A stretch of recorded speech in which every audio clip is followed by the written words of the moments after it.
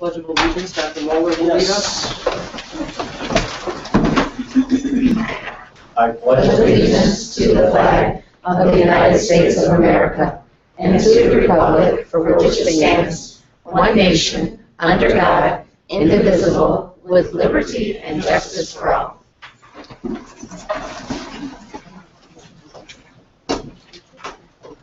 First up, we have public presentation and recognition, acceptance of gifts and donations.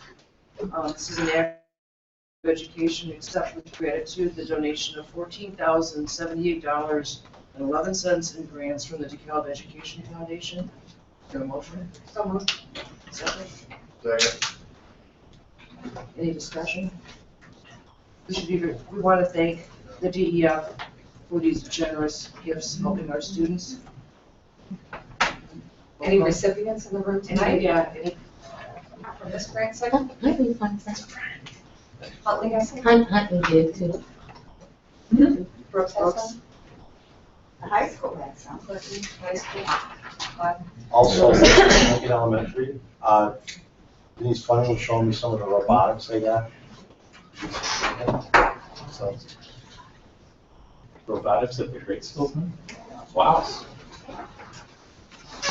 Melissa? Mary Beth? Yes. Peter Millar? Yes. Greg Smith? yes. Howard Sullivan? Yes. Vicky Renner? Yes. Public comment, members of the public who wish.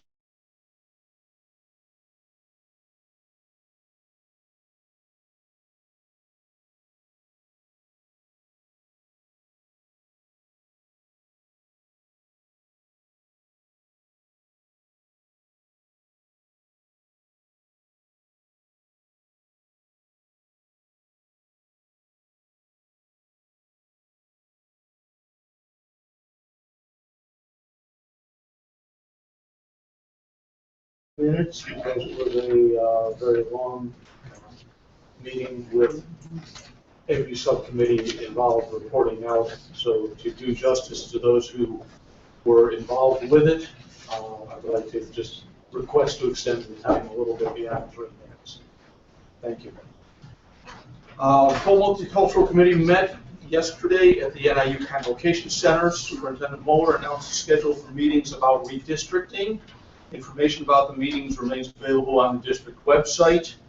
In response to questions about the extent to which multicultural education is available in the high school, teacher Mike Petroff introduced himself along with 4 members of the civil rights class. The students that we met were all agreed that their praise with great praise of the class as being different and leading to personal growth in becoming more open to the ideas of others.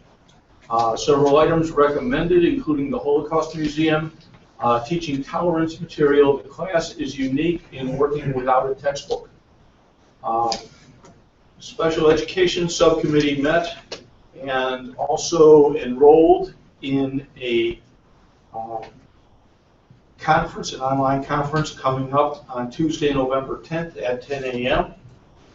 and invited those who are interested, particularly members of the Multicultural Committee, to come to this facility, and it will be available for Christmas. Discipline Subcommittee met and created several lists of discipline-related concerns and how they are handled. It was emphasized that teachers have legal responsibilities to be in loco parentis. Parents have the right to review all records that are held that are specific to only their children. Privacy issues prevent the release of tapes made on buses because more than one child is likely to be present. Reference was made to Illinois Senate Bill 100, which will become law during 2016.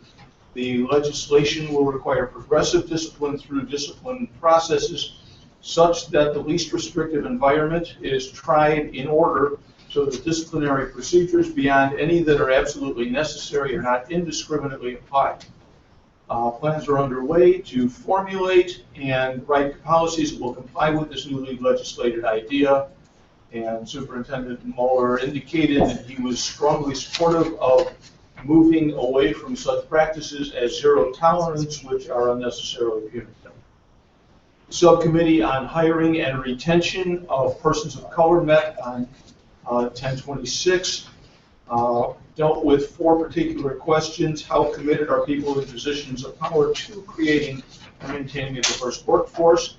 Are the people in power challenging everyone in their workforce to become more culturally competent regardless of their cultural background? What are the existing policies related to hiring and retention? And do we feel that it would become beneficial to interview recently hired teachers of color and ask about how they came to choose District 428 as their opinions about working, as well as their opinions about working for the district? Points made within the discussion that followed, including a reluctance to directly address issues of race. The lack of African American and Hispanic teachers was noted, and it was noted that the board's hiring policy needs to have a provision indicating that its appreciation of diversity, in staffing. We are aware of Rockford Public Schools Policy 5:10, which includes language of this sort and is quite legal. So the legality of producing this type of policy is not in question. An announcement was made to the board president about that the board president and director of human resources would be pursuing the issues of attempting to try to make a determination about why the district has been as unsuccessful with recruiting and hiring and retention of minority faculty as it has been. This will involve examination mainly of records, and that's pretty much where it's going to go. They will eventually appoint a committee to get things done once they've made a determination about the things that need to be done. The Parent and District Relations Subcommittee had met and is recommending the preparation of a quick reference list for district services. Surveys being prepared to assess parent satisfaction with district services. This is expected to provide needed feedback, but will only be introduced in April of 2016 because we are now entering parent-teacher conference times, which are going to take up quite a bit of time going forward. The Curriculum Subcommittee had met on October 15th. The committee began with discussion of what the Black History class actually was, and there was not a class specifically devoted to Black History. What was mentioned was the earlier Civil Rights class that had been mentioned earlier. Dual language classes are set to begin development pending approval of the board of our board, which the board approval may be requested as early as March, more likely in April of 2016, with the first classes of dual language to likely be begun by 2018. The advantage of dual language classes, for those not familiar with the concept, is that they are a class that is taught with both in alternative language presentations, so that students of either language from which they will be able to improve proficiency, they come in proficient in one but not the other, they will become more proficient in the language that is not known because they will be regularly hearing it and have the ability to discuss with their classmates who are more proficient in that language. So it's a cooperative venture among students and an opportunity for a new style of teaching and learning. The Professional Development of Teachers and Staff Subcommittee also, one more thing out of the Curriculum Subcommittee, it's proposed that textbook adoption process includes placing copies of the books under consideration into the public library so that people can have a convenient place into which they may be able to get a hold of things that may start to become curriculum and then have some input to the curriculum council. The Professional Development of Teachers and Staff Subcommittee noted that a grant was in place to begin a training program for all counselors of the district to reduce bias, bullying, and discrimination, that it's a 2-year grant. Subcommittee also believes there's need to be greater training in being sensitive to diversity. Thus ends the report. Thank you. Thank you, Howard. Jerry, Mary, Rick, anything? Okay, I'll say one thing. yes. I was able to get to the family nights at Brooks and at Malta not too long ago, and it was great, both places. Fun part for me was to read the bulletin boards, you know, to look at the kids' work, and it's pretty cool what they are doing.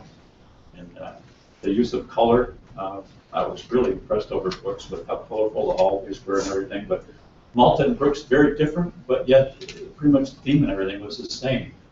But I enjoyed both of them, and I think it was a great night. Talked to a few parents, talked to some teachers and principals, and had a good time and learned something about those two places. So good attendance by parents at both of those events. Okay, Howard alluded to this in his minutes from the multicultural meeting, but recognizing the challenges of recruiting quality minority candidates, the Board of Education President, Victoria Newport, has decided to place a greater emphasis on this challenge by appointing a district minority recruitment committee to enhance the efforts already in place. While the Multicultural Committee and its subcommittees will continue to serve in an advisory capacity, the district committee will be responsible for carrying through with the implementation of initiatives that have been recommended to and adopted by the Board of Education. The committee will be co-chaired by Jim Borman and Victoria Newport. The committee will be made up of district employees. The goal of this committee will be to attract more minorities to apply for employment with the district and to make sure District 428 is on the map for minority job candidates. Other than that, Barb's play Deerfield Saturday. Oh, Barb's.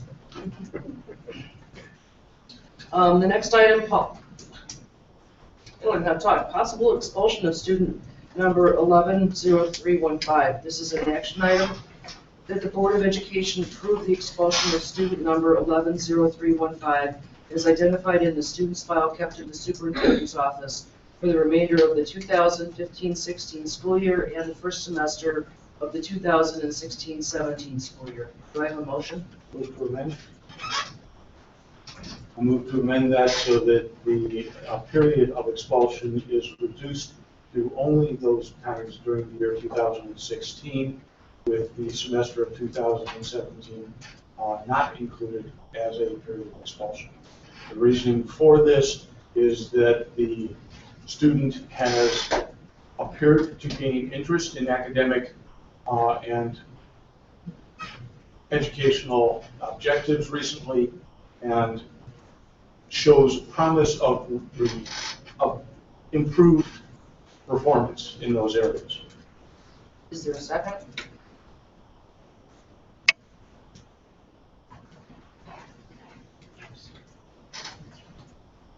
No second. Is there an alternative motion?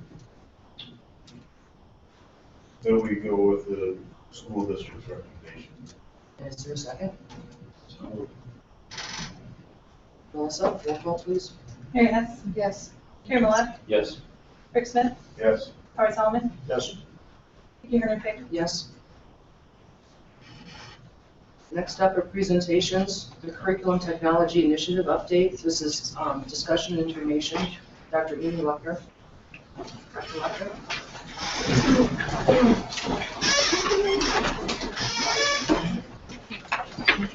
So this is really a collaborative effort among the curriculum and instruction team and the technologists, of course. And so I don't know what's most convenient for since everyone's turn. I guess we can stand back here. But I'm going to turn over to Dr. Huber to get us started.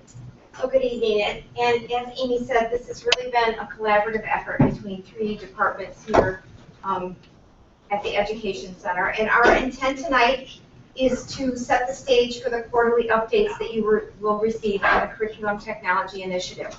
We want to provide you with some background information and then also with the data that we will be presenting throughout the year through our quarterly updates. And again, just want to remind you, every time we have a board meeting, I look at our mission statement. And that really was something that was the driving force, at least from the perspective of the Curriculum and Instruction Department last year as we worked on the Curriculum Tech Initiative, is making sure that we are truly meeting our mission statement. And the Curriculum Tech Initiative is aligned to the first board goal of improving articulation, alignment, technology integration, and instructional practices pre-K through 12 in order to improve student achievement, graduation rate, and making sure that our students are college and career ready. So what are the goals of the Curriculum Technology Initiative? Well, I would hope that after our 3-year rollout and continuance that we are truly meeting our mission statement, that we are educating our students to reach their potential while preparing them to contribute to a global society. That students are taking ownership of their learning and that we are releasing that from the teachers and that it's become very student-centered. That we have an increased student engagement because instruction has shifted in the classrooms, and also the device will support that as well, and that we have an increase in our student achievement.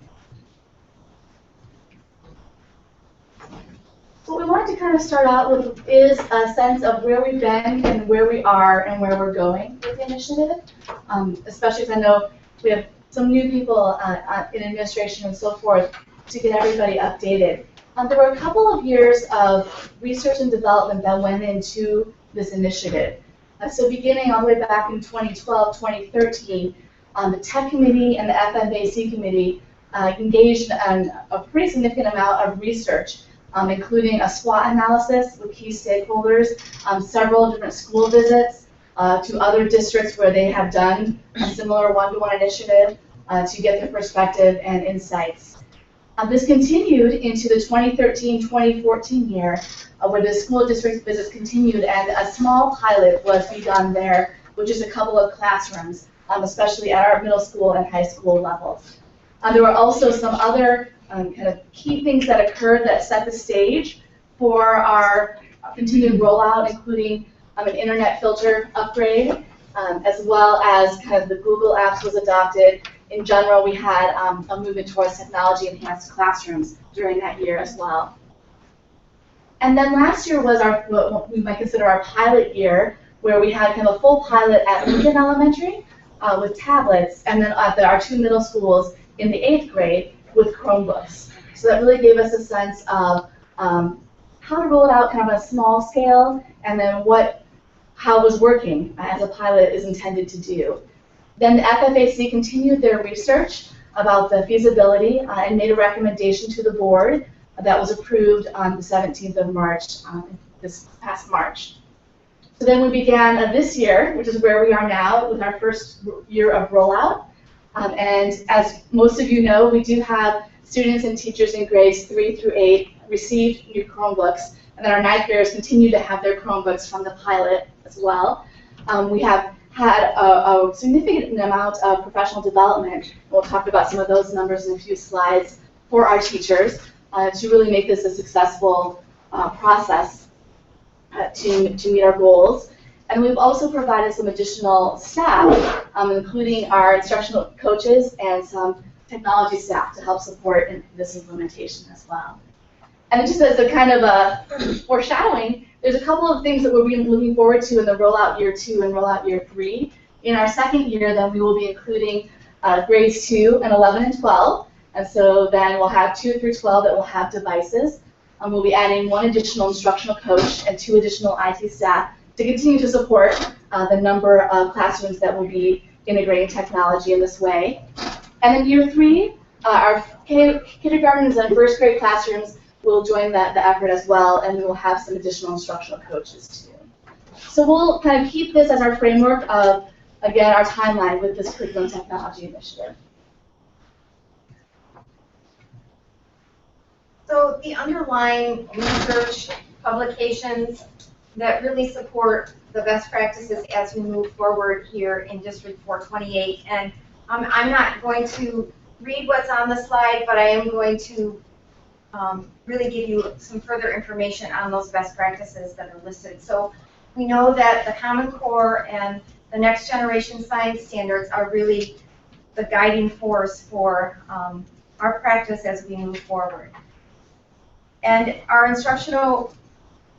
instructional shifts that have to occur in the classroom, that is where our focus is. The device is just a tool to support that, but really it's our instructional coaches that we have brought on board and will continue to bring on board that really are the vehicle to get us to where we need to go. And their role is to support teachers in the classroom, in small group collaboration, doing research with teachers, modeling, co-teaching, just any way that they can support teachers. It's a form of embedded professional development. Do they lead professional development? You bet. But they also work side by side in those very subtle ways in supporting our teachers. One of the things that has happened in the last, well, with this current teacher contract, that we have collaboration time district-wide. And that is something that we were in need of as a district. And so we're so very glad when that became a reality for District 428. So one of the ways to enhance that once a month is, again, having our embedded professional development provided by our instructional coaches so that they can be working with people collaboratively, really on an ongoing basis, so we don't have to continually wait for that once a month opportunity for that to happen. And again, assessment.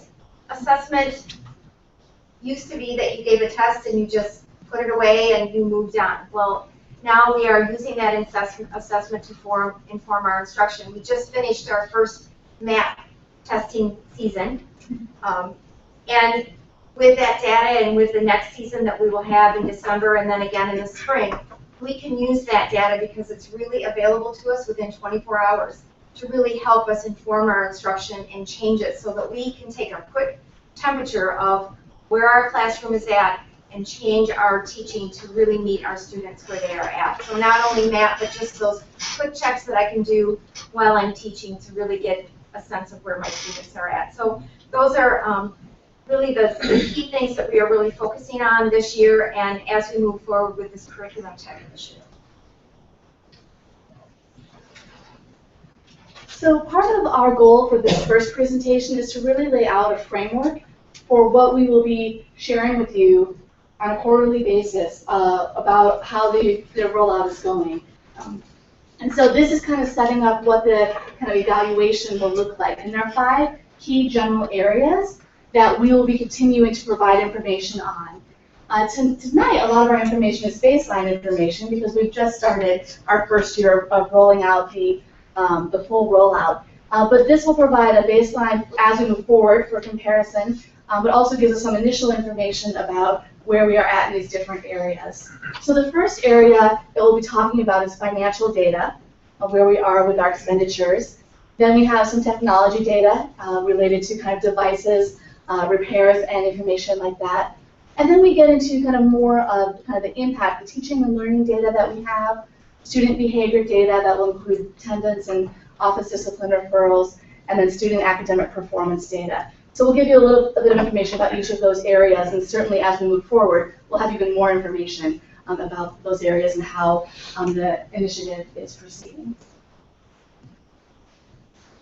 So with that, the budget then responds to our initiatives. So in front of you at the very top, we have for year 1, which is our 2016 fiscal year where we currently are, how much dollars we have appropriated for this specific initiative.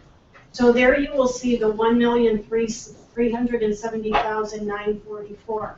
A little visual on the side.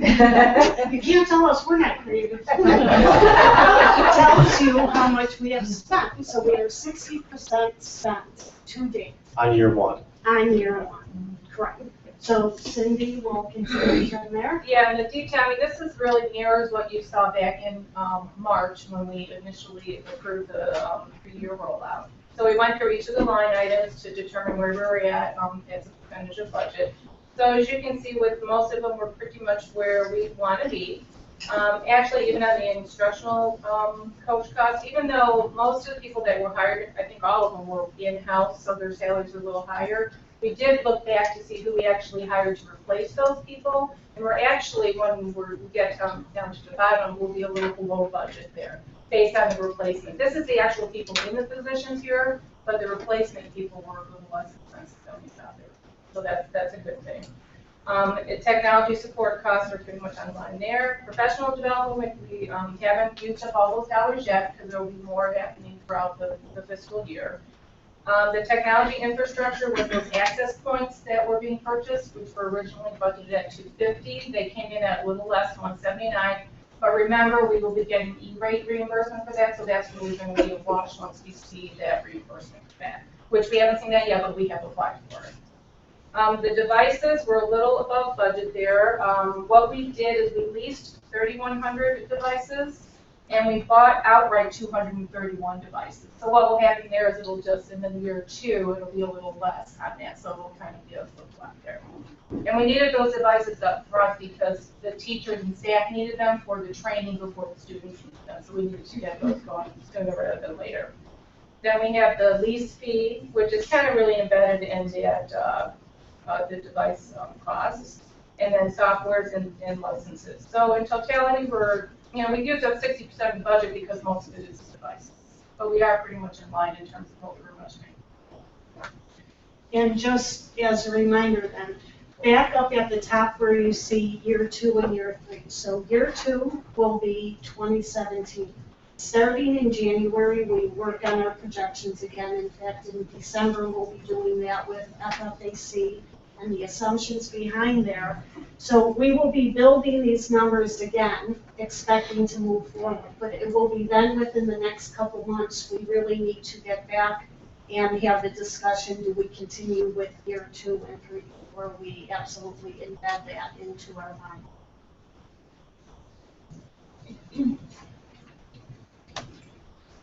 What you have here is just kind of a breakdown of what devices we've purchased so far and where we're headed with the total number of devices. In blue, those were all numbers based on the demographer report from, was that last year? Yes. Okay. And so we're just showing of the devices where we've been, where we've purchased them. So next year we would be moving to the full 2nd grade through seniors in high school, that whole group. So it's 4 grade levels essentially that we'd be buying Chromebooks for next year. And with then year 3 moving forward with K through 12.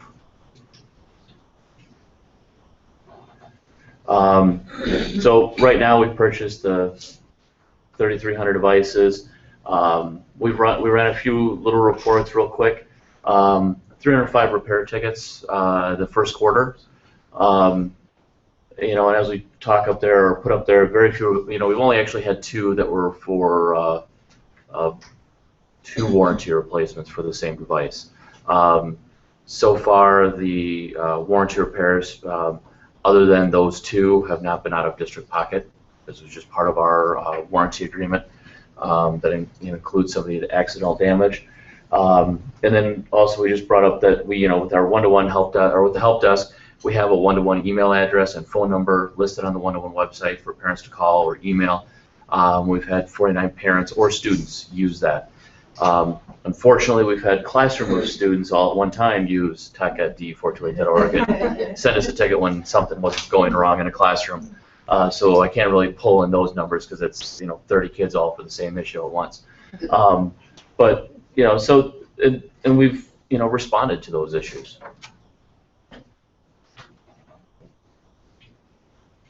I want to talk just a little bit about our instructional coaches. And before I go any further, we have 4 of them here tonight. I just want to recognize Jennifer Lycan, who is split between Lincoln and Little John.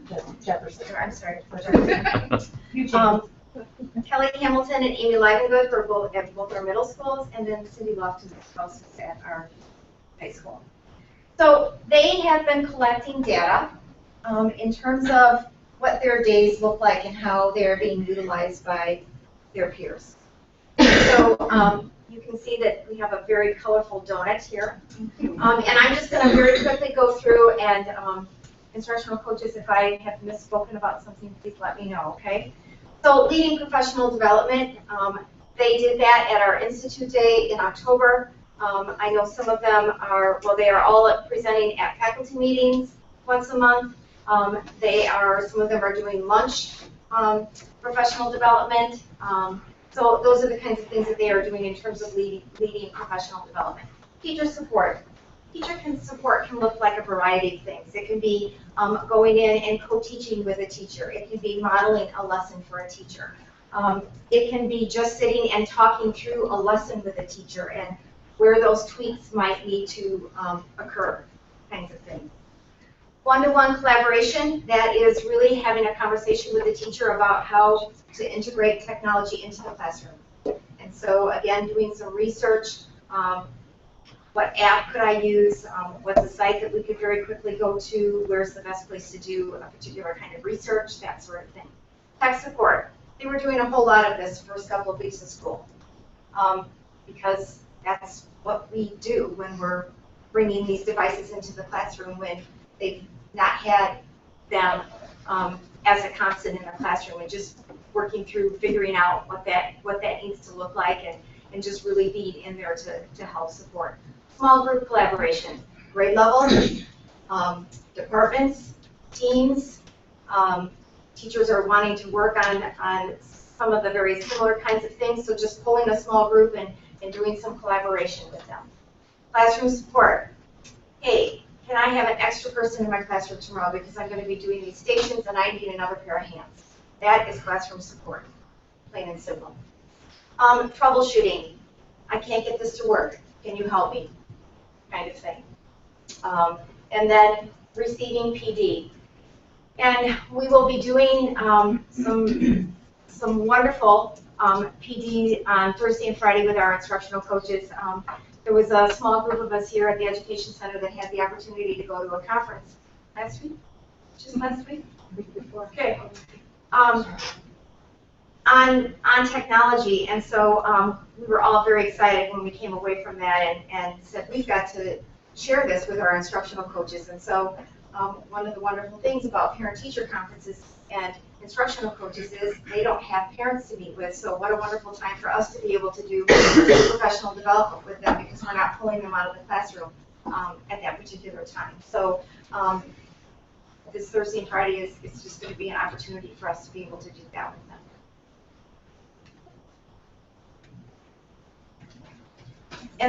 And this is just, I think, a testament to our teachers here in the district. I think probably in a lot of school districts, summer is kind of downtime, and here at the Education Center, at least for curriculum instruction, that is our very busy time. We are doing professional development pretty much from the time school gets out through the month of June. We take a little break in July and then start back up at the beginning of August again. And so all of our teachers participated in the professional development. That we had 3 different sessions, and all of our teachers participated in that in terms of receiving the device and then some tech integration into the curriculum. We have teacher feasts that we do every summer, and we had 47 teachers participate in that. And then we had a pretty good chunk of teachers that were just doing Common Core work this summer, taking a look at their current materials and how we can beef those up so that they are Common Core aligned.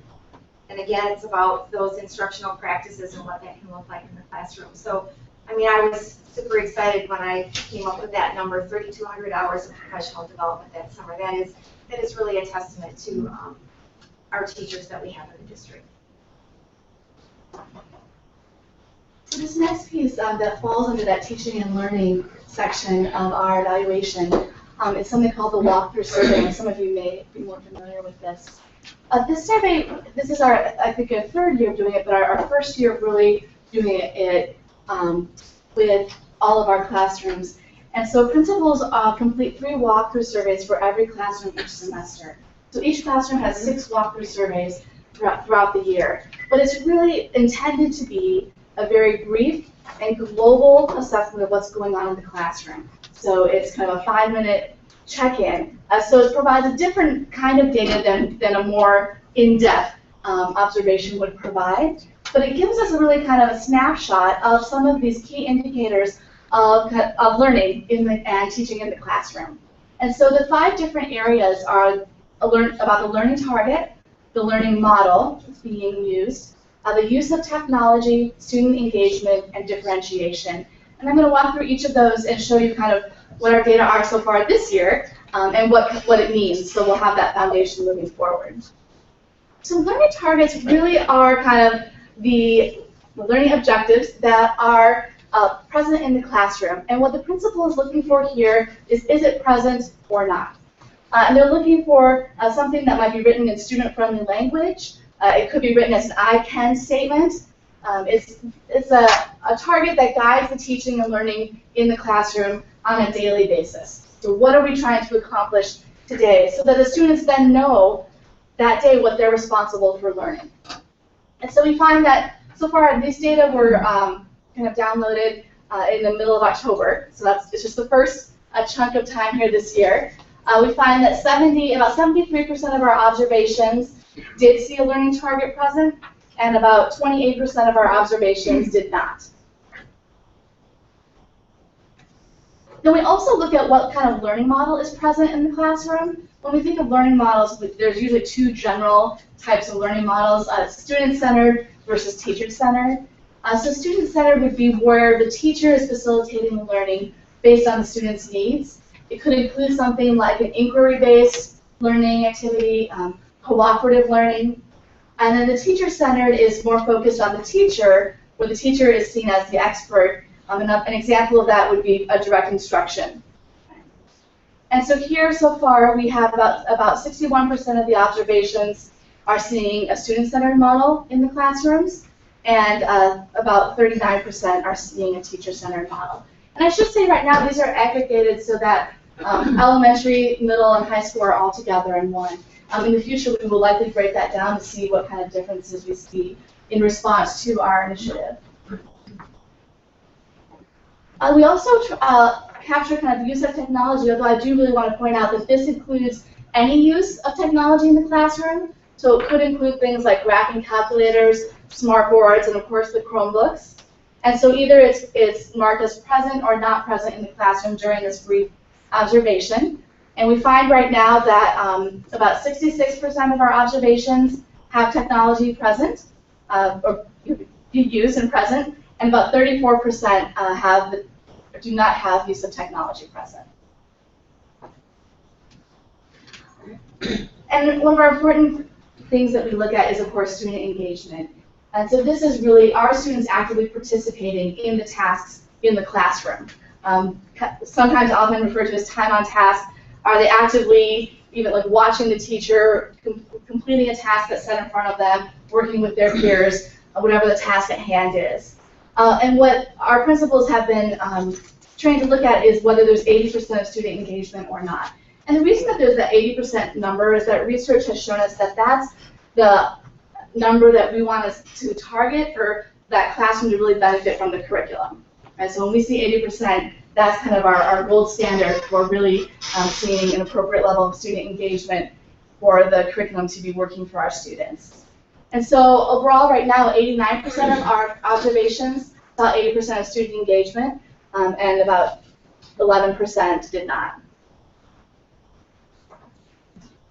And then the last one, I'm going to have a little bit more in-depth explanation, is whether differentiation was present or not. And the reason I wanted to go through this is that this is a little bit more complicated thing to observe sometimes. And so it's not always apparent on a walkthrough. So we'll have to keep that in mind as we continue looking at this information. The other thing that is important to keep in mind is differentiation can really look different depending on the grade level and the content being taught. So it could look like something like, groupings based on either interest, because you're differentiating on interest, or on kind of skill level, what skill they're working on. It could look like something as tiered assignments by individual or by group. It could be co-teaching, so that different students are receiving kind of different levels of instruction. And part of it is really, our goal is to see something that's kind of intentional with the differentiation, and then that is evaluated afterwards about whether it worked or didn't work in the classroom for the particular goal for that differentiation. So it's something that in a moment, when we do a brief walkthrough, we only capture a glimpse of the whole picture of differentiation. But what we're seeing so far is about 52% of our observations we see evidence of differentiation, and about 48% we do not. Again, this is just this year up through the middle of October. So what we have so far, just to kind of remind you where we're at, is we had financial data for that first piece, then we had technology information, and then we had teaching and learning, and now we're walking through some student behavior data. The two key pieces we have here are attendance data and then office discipline referral. And what we have so far is we were able to pull it so that we could compare September and October through the 21st from this year and last year. So it's the same time period 2 years in a row. And so we see here we have grades 3 through 5, 6 through 8, and grades 9 from last year and this year for attendance. And then we did the same thing, and actually I should say Wendy Kirilu, who did a fantastic job pulling these data. So she did the same thing for office discipline referrals, and we broke it down. These are the number of students receiving office referrals. So this captures just number of students, doesn't capture multiple offenses by one student. So this is a picture of the number of students, and we have 3 through 5, 6 through 8, and grade 9, again from last year and this year as well. And now we're moving into the last chunk of data that we really want to be monitoring throughout this process, and that is academic performance. And so one of the key things that we're going to be looking at is graduation rate. And so what we have here are the graduation rates. Again, we went back a couple years, so this is 12-13, 13-14, and 14-15 for a 4-year graduation rate. And then we have a 5-year graduation rate as well.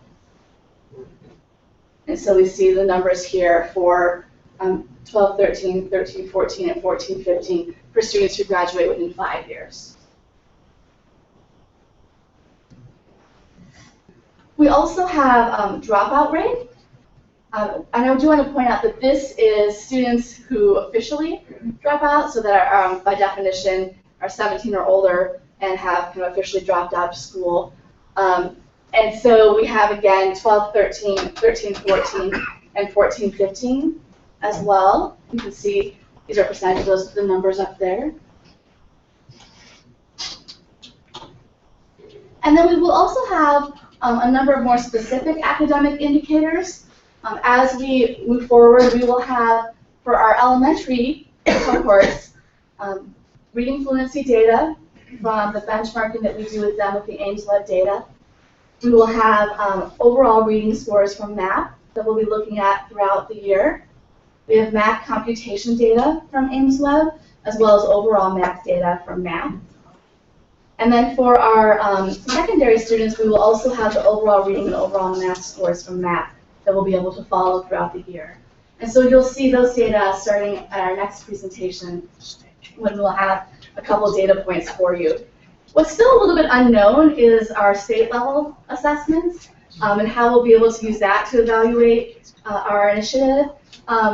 As everyone knows, last year was the first year of PARC, and there are some changes. So we really want to be able to establish kind of the reliability and validity of that assessment before we use that in any extensive way anyway, but that will be coming up. ACT, we have data from last year. The state funding for ACT is unknown, so we're still a little bit in flux there as well as with the Next Generation Science Standards test that is coming, supposedly. So we may have some other pieces of academic data that we'll be able to use as well. And then another piece of this that's a little bit more diving into the impact for our students is looking at intervention impact. Some previous research has shown that what they call technology transformed interventions, one of the populations of students that sees the most impact from that is sometimes our kids who are receiving intervention or need that extra support. And so we want to see if that's true for our students too. How is this impacting everybody, but also specifically our students who need that extra support that we want to see the most growth from. And so we'll be looking at the academic growth and outcomes for those students who are receiving additional supports in our schools, what we call Tier 2 and Tier 3 interventions. So we'll be looking at those, and then looking at to see whether our technology transformed intervention classes and our other intervention classes, how they perform as well. So when we think about kind of next steps, this will be the framework moving forward, of course with tweaks as needed, but we will be providing quarterly updates regarding the initiative, both on kind of where we're at and then what we're seeing with our data. The next update will occur then when we have our first semester data, sometime end of January, beginning in the February time frame. And then the updates will be following kind of this framework so that we're covering all 5 of those areas for our evaluation. But we'll also be including some other information, including testimonials and narratives from the key people involved, especially our students, our teachers, and our instructional coaches and parents, so we can hear exactly kind of what the impact is that they're seeing. And then, of course, other data can be included as needed or as identified as well. So our goal really with this first presentation was to give an update, but also to give kind of a sense of where we're going and how we'll be continuing to monitor this curriculum technology initiative. Thank you. That was amazing presentation. How many departments are it's all of them. So does anybody have any questions for us? Yeah, I do. It's kind of an overall question. Great presentation, awful lot of information there. And I'm curious, I don't know who was going to speak to this, but a couple Saturdays ago, President Obama came out and spoke about assessments, and he didn't want to exceed 2%. He wants a 2% cap on assessments. He wants Congress to legislate something to that effect. How will that affect us? Do you have any idea? Does anyone want to speak to any of what's going on at the federal level? This kind of thing? I had heard that as well, and I'll probably refer to Dr. Huber as well, but I think part of what will be interesting to see in terms of what happens is how that particular legislation then gets translated down to the state and then gets translated down to us, because there are many different types of assessment. So when you think about it, every time a teacher is observing as to how well a student is doing, that's assessment. Every time you do an exit slip at the end of a lesson, that's assessment. So it'll be interesting to see how they define what assessments they are capping. But I think what comes out of that is the really meaningful purpose that we want our assessments to be meaningful. And if they're not meaningful, then it's a waste of student and teacher time and effort. And I think that's where President Obama is coming from, is the sense that there's some assessment going on that isn't meaningful. It isn't assessment for learning. And so that's where I'm seeing that initiative come from. I don't have any specific answers yet myself. I don't know, Dr. Huber, if you have any other thoughts for that. I just think it's really going to be interesting because when we look at PARC, and we ask ourselves how meaningful is that going to be for a classroom teacher? Not as meaningful as MAP or those formative assessments that you are giving on an ongoing basis. So, you know, PARC is a federal mandate, so it's just going to be really interesting to see how this plays itself out. It will be very interesting. My take on it was we're talking about, there was a reference to summative assessments, meaning what we quite often refer to as autopsies. It's after all the curriculum's been delivered, and this is how our kids did. Not formative, meaning along the way to make instructional changes as we go through the semester or the year. So I think because the formative, I think we all agree, those are those short, quick, how are our students doing, and what instructional changes do we need to make to get them moving in the right direction. Yeah, in fact, it was Dr. Huber's statement that I got it right here, now using assessment to inform instruction, and I thought, okay, how much of our assessment is going to inform how much of our instruction? How much will we change as a result of the data? We're clearly data-driven these days, there's no question about that, right? And whether or not some test is more appropriate and helpful than some other test, I guess we're finding out as we go. And we find that, for example, PARC or ACT, it can't be used to inform instruction because by the time we get the results back, those students have moved on. And so it's those short, taking the temperature of the classroom, informative assessments that really guide our instruction. But speaking of metrics, do we have a metric on how much classroom time is actually used to test of various kinds? Anybody want to? I don't think that we do.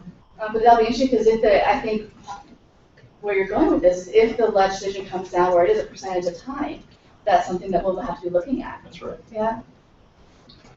Anyone else? Thank you very much. That was impressive. Impressive.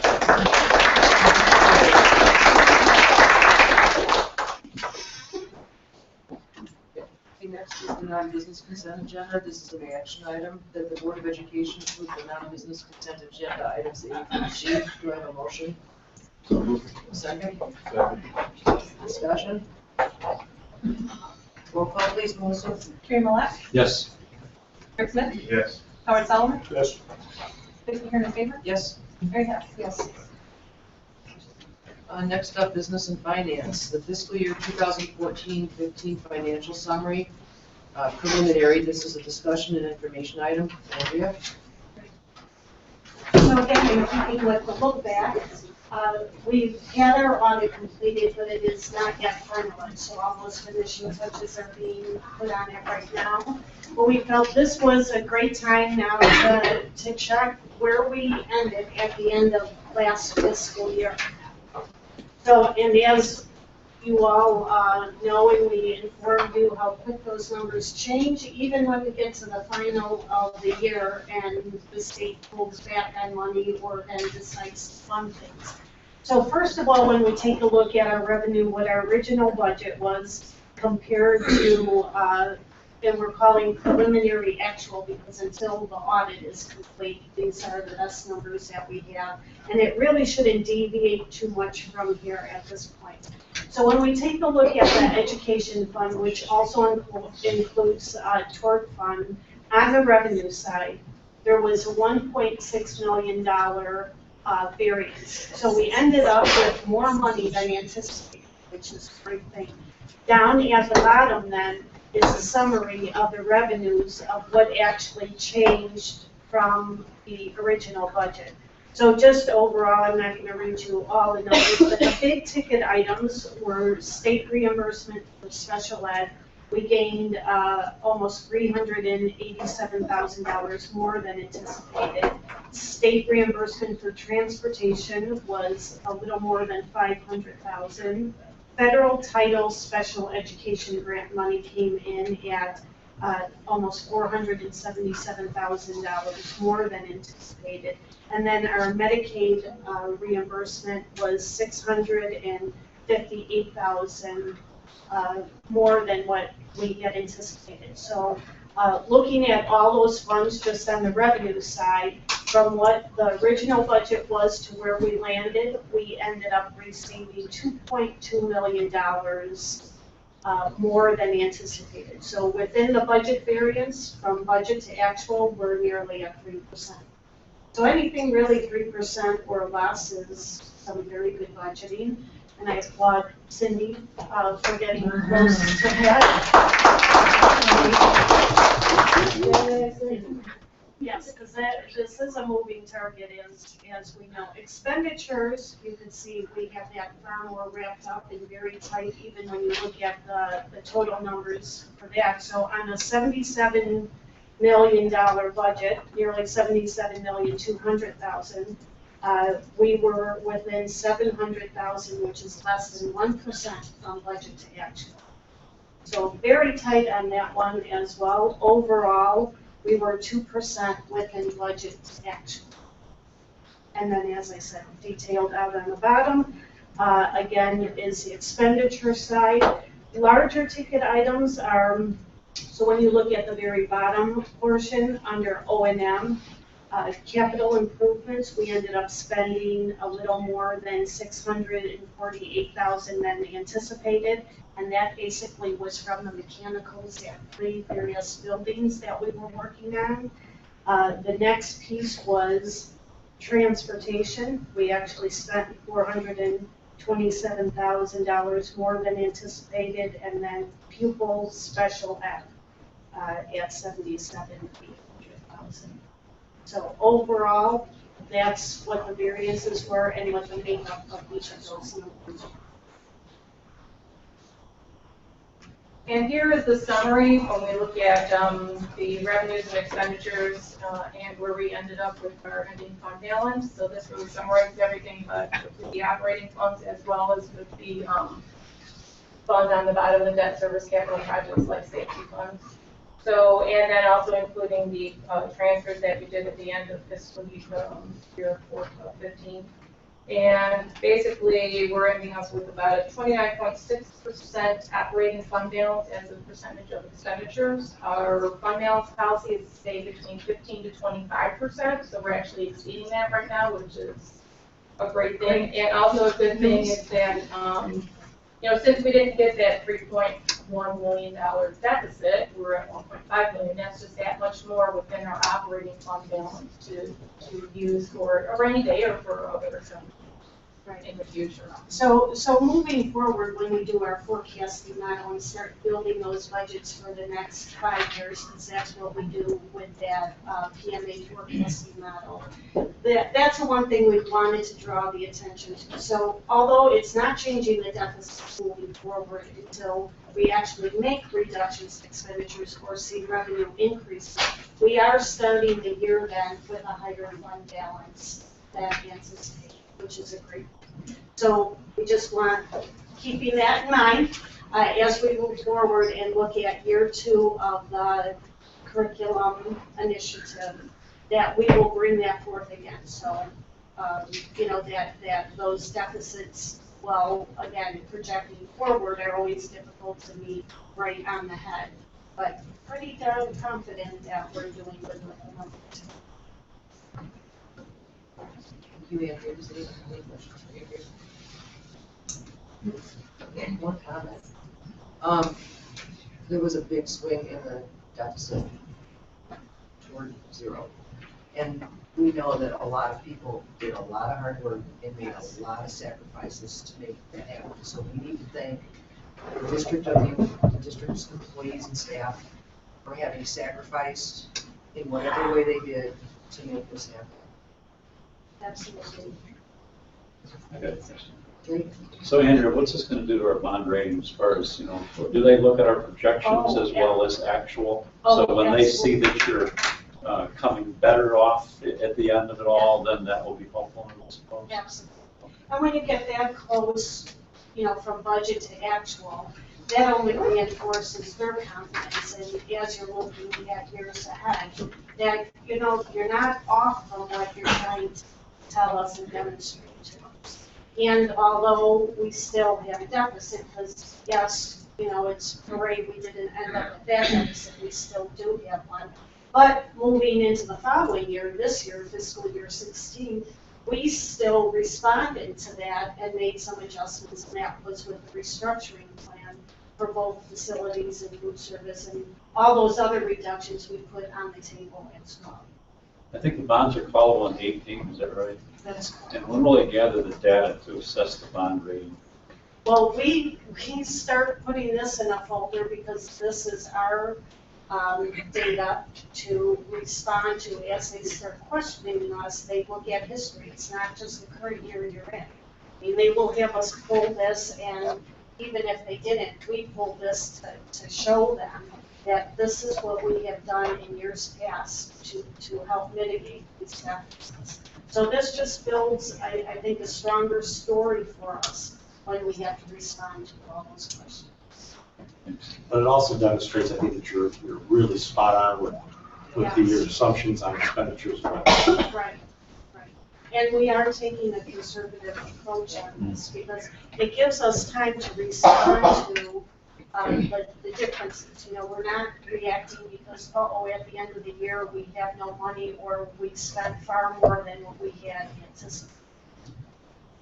So when they do the bond rating, is each category given a certain weight? So for instance, precision or accuracy, right, of your forecast and so on. Is that given a great weight, or is Yeah, I don't know that they actually delineate out like how the state actually weights all these different things: fund balance, expenses, revenues, days cash on hand. All those types of things are very structured and precise in how they do that measurement.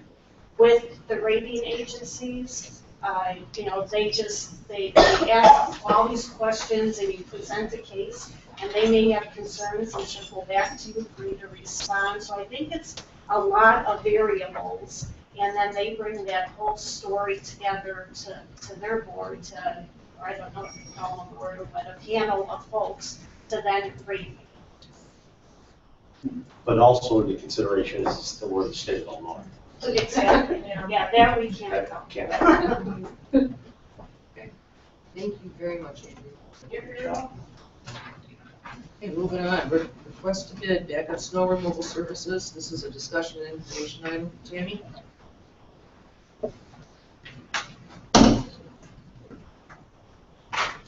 Each year, we have the option of either going out to bid or renewing our existing contract for backup snow services. If y'all remember, the facility department, we handle all of the snow removal for the entire district.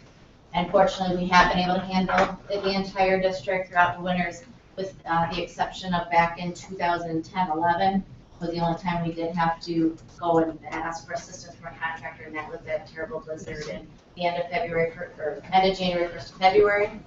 Other than that, we handled it every year on our own.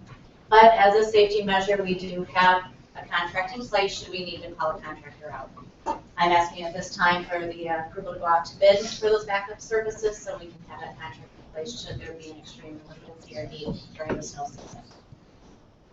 Questions for Tammy? Gary? I have a question. So in years when you don't have a lot of snowfall, do you find that when you go for bids the following year, there are fewer bidders or fewer potential vendors rather? We have fewer bidders regardless when it comes to backup because most companies already have a set contract or set contract and are not all that interested in just being an on-call basis and risk that we would need them as often as we so choose, is how the contract basically reads. And so we don't get a lot of bidders on it, maybe 3, 4, but we have only bid this out and it was 2011 and 2012, and since that point we've just renewed it. But at this point, I do think it's in our best interest to rebid that contract out. Can you ballpark how much money we save by doing it this way rather than having a regular contract? Yes, I definitely can. Before we went out, before we took it all in-house, we were spending upwards of $110,000 is what we spent just on contract services in 2008 and 9, and then 2000. I don't have the number for 9-10, but when we were splitting the contract where we were doing some buildings and they were doing some buildings, we were still spending over $38,000 in addition to our standard overtime costs that we've still averaged every year. We've spent an additional $38,000 on contract. So but we did add staffing. So when the decision was made to bring it all in-house, we added additional maintenance and some equipment at that time, and a purchase was made in 2009 to be able to handle that in-house, as well as we were adding with the construction process of the referendum money, we already had the need for additional maintenance staff for that purpose. And asking or remembering previous times you talked about new equipment was purchased for the high school because of the parking lot and the curbs and stuff like that. Has that worked out pretty well? Absolutely. We have some excellent sidewalk machines and photos out there that take care of those sidewalks in there. We're able to actually run those not just on maintenance and ground staff, but our custodial staff contribute to the cleaning of the building, parking lots and sidewalks as needed. Okay, so Tammy needs to know if she can bring it back for the next meeting, if there's consensus. Okay. Yes. Okay. I make one more comment. Andrea's assured me that because of El Nino. Did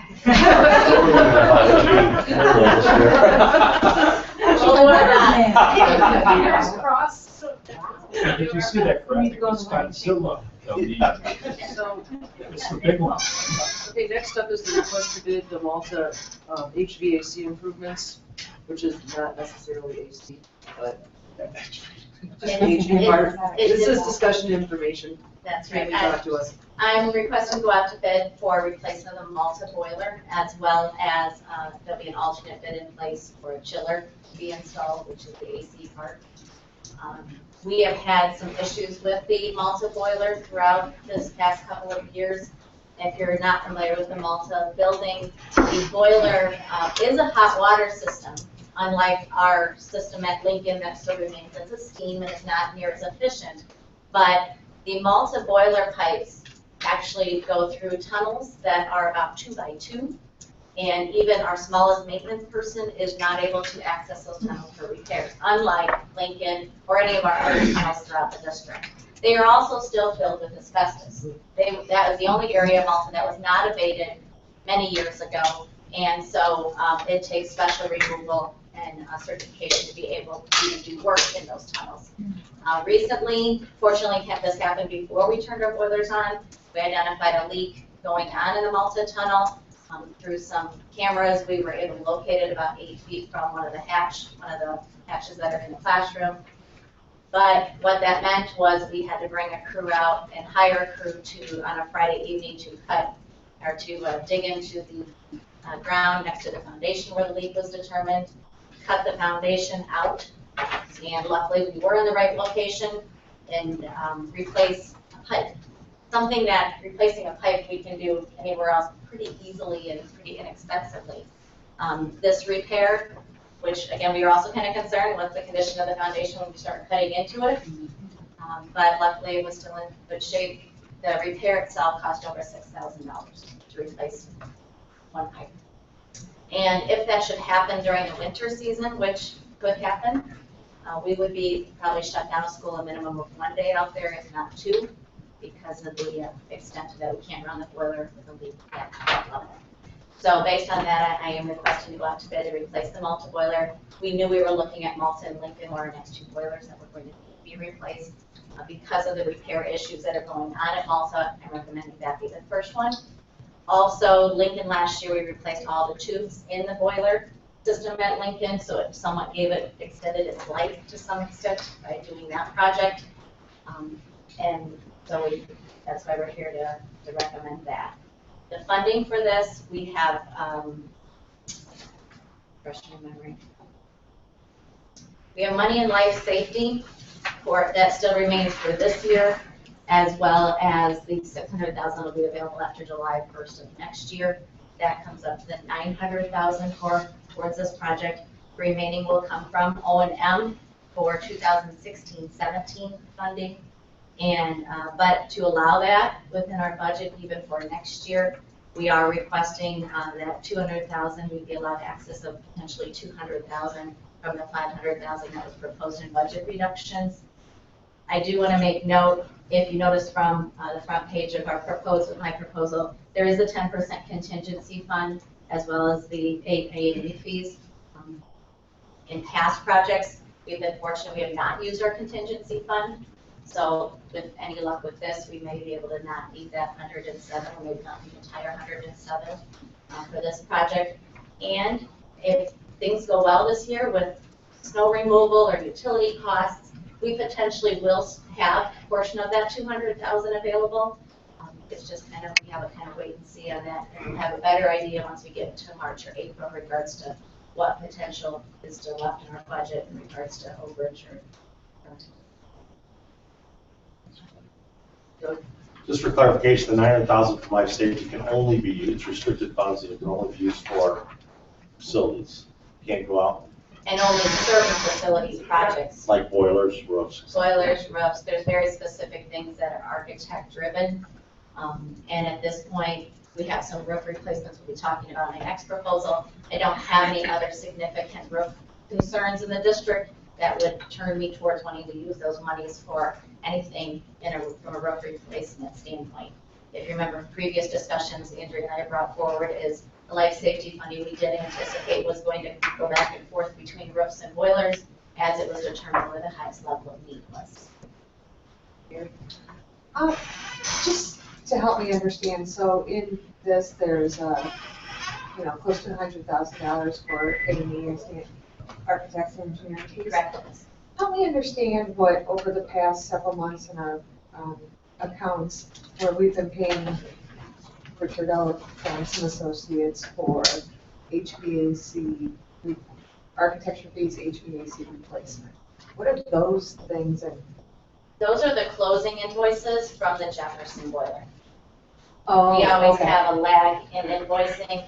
Okay. And it's still a 9% plus reimbursable, so it doesn't go over that regardless of if they visit us 30 times or 20 times in regards to site visits. But as those projects usually take a few months after it's done to close out, Okay. that's what that would be. I was envisioning that they were like going into the schools and doing, surveys on the systems. No, they were contracted to do our 10-year life safety survey, so there has been invoicing pertaining to that Right. this quarter, but not any new HVAC projects. We have discussed with him this project that could be coming, but we already had an engineering report done last year for Malta, Lincoln, and Jefferson, so we are using the information off of that report for the budget numbers. And we have discussed, and he has started some preliminary, just confirming more than anything, the numbers for the founders chiller, which we're waiting for the next presentation. Any questions? Yeah, I had a question about the multi-pipe repair. Do you do or have done analysis on why they leak when these things happen? They are so fully corroded because of the age of those pipes. They're 50 years old. These are the original piping. They have long holes, and that's really what it is. And to the point, even when we got in there, we were prepared for asbestos abatement, because Jeff Potter and Steve Lavender are licensed to be able to, certified to be able to do that. The asbestos had all fallen off and was laying on the ground, and didn't bring it back. I'm just kind of curious whether it's general rust and corrosion internally or whether it's electrolysis. Because you could end up with, I'm wondering, could we end up with a scenario where you have many pipe leaks in a given year, right? And can that be predicted? If you do an engineering study on the actual pipe removed, look at it. Depending on how much money you want to put into a study like that, sure. And the problem I have, or the issue I would have, is the age of these pipes. Is we find out about these leaks because we do water treatment testing monthly on them, so we notice when chemical levels are going up and down and shouldn't be going up and down at the levels they are. We have an outside source that does our testing for us, and when it was determined, it was immediately. Yeah, so you're already doing analysis with the chemical. With the water treatment Right. testing, yes. Okay, Rick has a question. What part of the Malta building is air conditioned now? The only area that is the main office area, and we also have some window units in the media center. The nurse's office. I'm sorry, the nurse's office is part of the main office renovation that we did 2 years ago. There's one small office next to the nurse's office that was better than that renovation. Just the areas from the renovation. We also have a small window or a wall unit in the teacher's lounge. And then you can't put the wall units or window units in the classroom? We could, but most window units are not sized to the proper level to be able to handle that volume and the amount of bodies in that room to maintain the temperature. We do it as a Band-Aid at some of our schools, knowing it's not a long-term solution. And from an efficiency standpoint, it's not going to be a long-term solution. Howard? Thanks. I'm sorry. Yeah. So, I mean, I think how I look at this is it possible to see a cost separate for the boiler replacement and the chiller? Absolutely. Because we didn't want to approve the chiller. Yes, that is how we structured the bids in the past 2 boiler replacements we've done. So you will have the option of doing the boiler. You have to accept the boiler or not first before you consider the chiller. Okay. Howard, do you have a question? Yes, the chiller, as it's being installed, is going to work with a existing heat system. And the heat system creates the opportunity in the room for there to be chilling rather than heat. I guess, does this work through the use of some sort of chemicals or something that is potentially environmentally hazardous or anything like that? No, and keep in mind, it's not working with the existing systems. All of these systems will be upgraded and replaced with the new boiler system that's coming in. The current boiler system is not at it doesn't have the proper equipment and is not appropriate to just put a chiller over that building and expect it's going to work.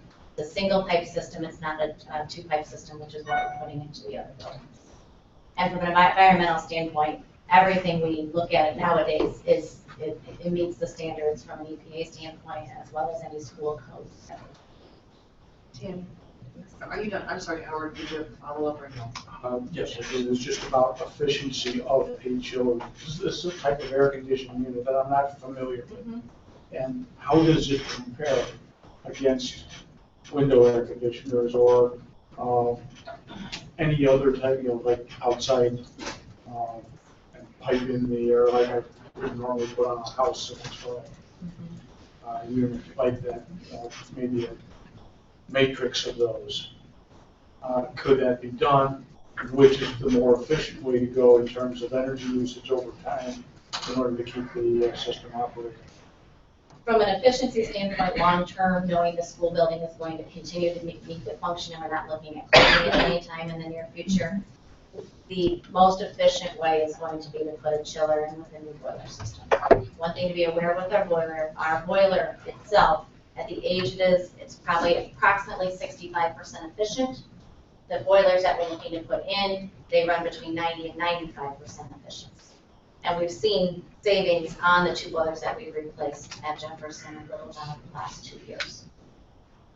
Regarding comparing it to Windows, I don't have any facts to provide you in regards to comparing it to Windows, just from a standpoint of, like I say, the window units we have in place at some of our buildings, we receive constant complaints that they are not cooled to the level needed to sustain 30 bodies in school, in a classroom, and throughout the entire day.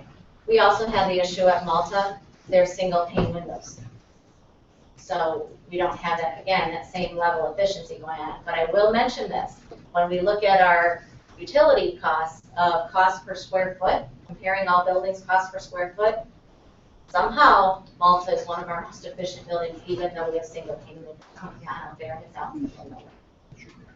So it's something we're looking heavily into, but it's going to happen with the numbers show. And it's not a one-year phenomenon, this is continuous. Can I ask a quick, like, you said you'd replace the pipes at Lincoln and that you thought was sufficient to extend the life of the boiler. Is that not an option at Malta? No. Why not? Well, the problems at Malta are not with the tubes in the boiler system, the pipes that are actually tubes. And the reason we did that at Lincoln is we had some tubes that were failing, and to replace one was like $2,000, but to replace 30 of them, they did it for $12,000. So it's not going to solve the problems we're having in the house. And I'm very concerned going into future winters that if we continue to experience that, we will have days we will be having to shut down school. And then let's be honest, you're digging into frozen ground and trying to, I mean, the Saturday we were out there was cold enough, I'll be honest with you. Sitting there digging into the ground and then cutting foundation, and it was over 8 hours on that Saturday, as well as, I think they worked 4 hours on Friday night, and then another 4 hours on the following Tuesday to get it all back covered up. Okay, so for what is it, $225 for boiler replacement, what are we getting? Are we getting a new boiler, new fan coils, and new piping throughout? Correct. And the piping will go above ceiling and be brought in through the corners of the classroom rather than in through the tunnels, which is what we've done in the past 2 projects, because we're going to abandon the tunnels in place and we will no longer be utilizing the tunnels whatsoever. Do these prices include the asbestos abatement? There wouldn't be any necessary, because the rest of the building has already been fully abated with the exception of the tunnels. And when we abandon the tunnels, we won't have that issue. Now, I will be bringing the contractor out again to verify before we get into any type of cutting and wants to do a request of it. But we have received certification from the asbestos abatement companies that Malta has been fully abated, again with the exception of tunnels. So those tunnels will remain? The tunnels will remain, but they are sealed, and so there is no risk to staff or students.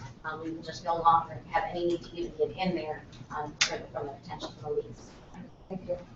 All right, so Tammy needs to know if she can bring this back. Right, we're gonna see them separate. Yes, you're Yeah, right. okay. And what will happen, I'll be coming back again just for approval to go to bid. Then if the design finishes up, we go to bid probably January or February, and I'll be back in March or April with the bid results. And you'll be able to look at it from how much the boiler replacement is, and all the comparable bids, and how much the chiller replacement is, and be able to make a choice of what you want to move forward with. Everyone okay with that? Yep. Okay, Yeah, I'm okay with that. I have another question. I'm just such a techie, but, go ahead. so the chiller, does it include ice storage or any kind of stuff like that? Or no, it doesn't have, not that building. No, Oh, we have chillers Because with we've got ice ice storage at Portland and at That's high okay. school. It is not that type of So system. there's no, is it too small a system to be able to efficiently use? That's an efficiency.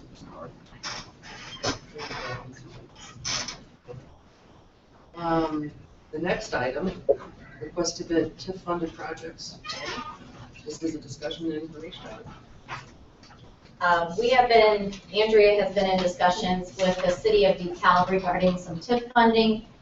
Founders and Clinton and Rosette fall into that TIF district, and we're still ironing out all of the details and don't have a signed agreement, but yet we anticipate it coming soon. But because of the timing issue of getting your approval, getting the bid, and getting the information back in time to start the projects, I am requesting approval to go out to bid for the projects that we have presented to the city of DeKalb to be funded 100% through the TIP funding. Those include a chiller install at Founders Elementary. Founders does have a 2-pipe system and was set up when the new boiler was put into that many years ago to be able to have a chiller installed without having to do a boiler replacement. So that's one of the projects. The Clinton Rosette and Founders roof replacement projects, that would actually finish off both buildings' roofs. So we would not have a need to do roof replacements at either of those buildings for over 10, 15 years. There have been some other replacements done years ago, but we'll be in good shape at both of those buildings. The Founders back parking lot resurfacing, we've been fighting with this for many years now. If you ever are in that back parking lot, it's in terrible shape. There's been so many levels and so many resurfacing projects done there that the blacktop is all the way up to the sidewalks. So if you think about it, every time they put another layer on, it's now up to the sidewalks, which causes some other issues. And we have a lot of issues with cracks and potholes. And we looked at completely gutting it and removing it completely. That runs to the tune of over $500,000.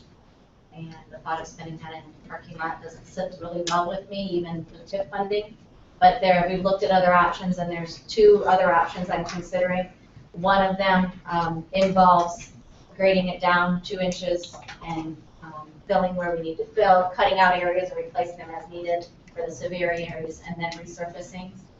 That is coming, it's estimated to be at just under $200,000. And then there's what the architect and the engineer for parking lots recommends as a better option, which would actually deal with more of some of the drainage issues that potentially we have over there, where the first one would not. That would come in for another $145,000 on top of it.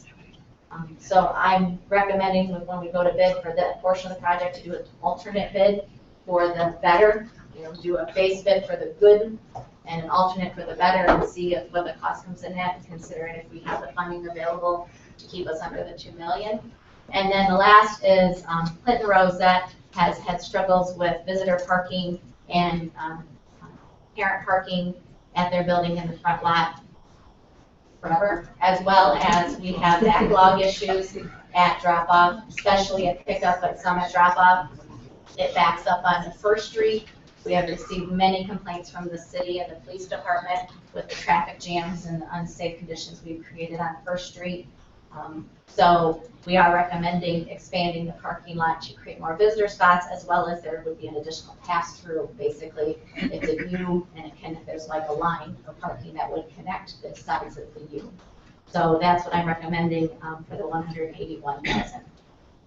I do have some alternate projects. Again, the better option for the back parking lot, and if funding would be available, if these bids come in really well, and we have the option to do an additional project. I wouldn't recommend this until 2017 potentially, but that would be to use the additional monies out of the $2 million to replace the gym floor at Founders. That's the rubber gym that we have at Founders. Again, not the best surface when it comes to the fact this is our cafeteria. It also has much damage and tears that we keep trying to repair, but it is beyond its life also. If you've ever tried to, which I know most of you haven't, but if you've ever tried to push lunchroom tables across a softer rubber floor, you can imagine problems that creates and potential work comp issues that can create for the custodial staff that are pushing them and taking them up and down. So that's all going to depend on what the project's coming at, the bids coming at, so that we don't exceed the $2 million. Questions?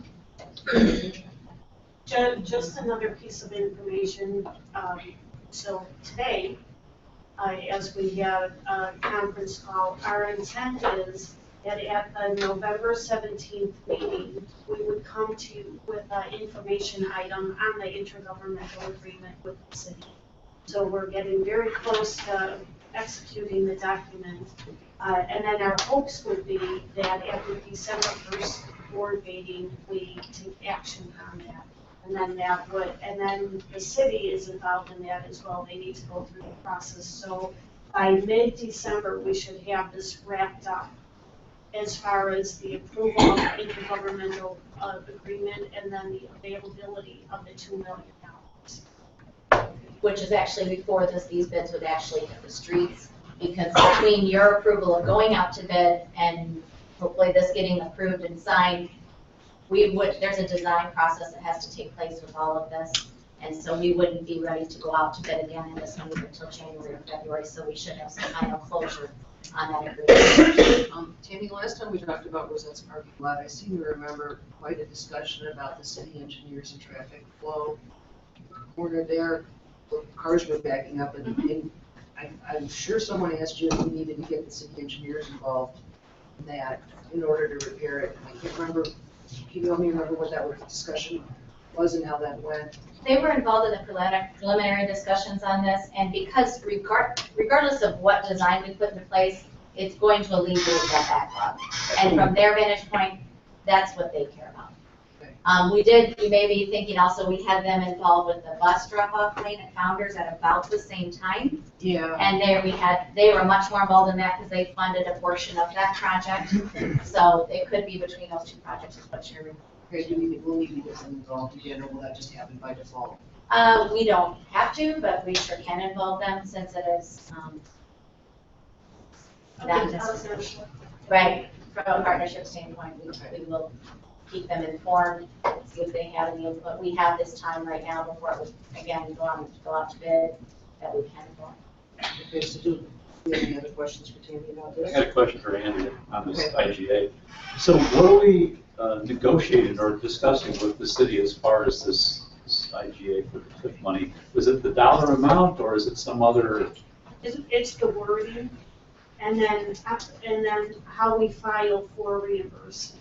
So we're fronting the money to demonstrate we've invested, we're spending it, and then they would give us reimbursement. So it's all the following documentation and the wording on the IGA. And initially, it was how that money was going to be split between 2 fiscal years.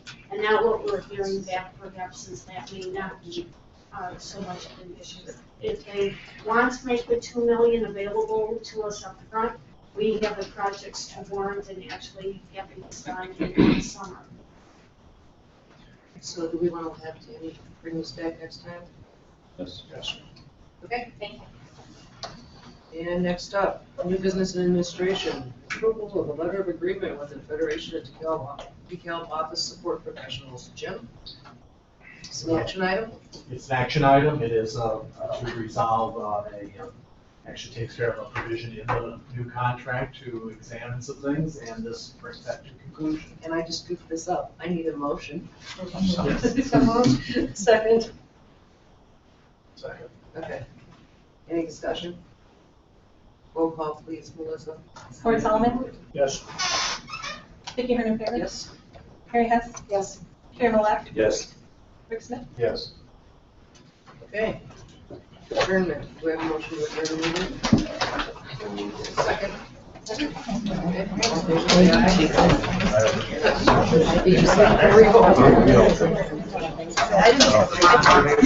Yeah, no, I meant that.